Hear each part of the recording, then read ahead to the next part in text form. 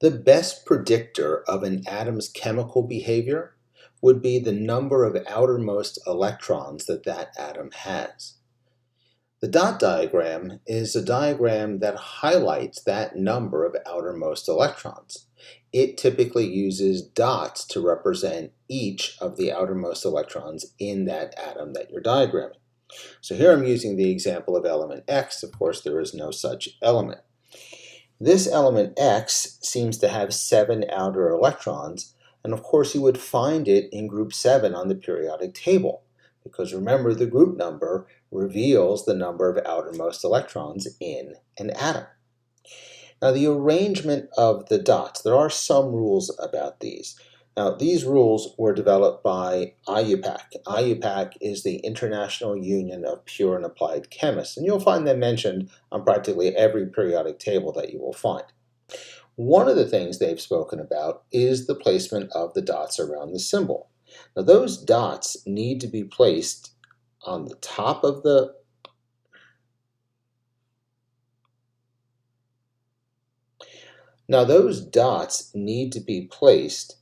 on the top of the symbol, the bottom of the symbol, to the right of the symbol, or to the left of the symbol.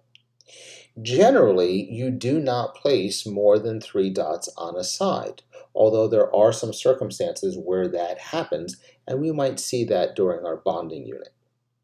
It's also not correct to organize the dots in a circular fashion around the symbol. It should be extremely obvious that there are dots on the top, on the bottom, on the right side, and on the left side. You would never have dots in any of these corner positions of the symbol. Now, one other thing that your teacher or professor might tell you is that there is an order to the placement of the dots. Now, IUPAC has never ruled on the ordering of the placement of the dots. But if you find yourself in a class where the person who's going to be assessing your work tells you that there is a certain order that they want you to use, I advise you to use that order. Now, since IUPAC has not made such a ruling, you don't need to follow any specific order for me, but I am going to reveal the typical order that you sometimes hear. And that order would be as follows.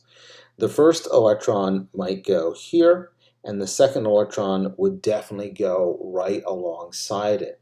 And that's basically a reference to electron configuration. And then you would start placing the electrons one at a time, clockwise, as you move around the symbol in basically this fashion. So that would show the order in which you would place the dots. Again, there is no such real rule from IUPAC, so don't feel obligated to do that.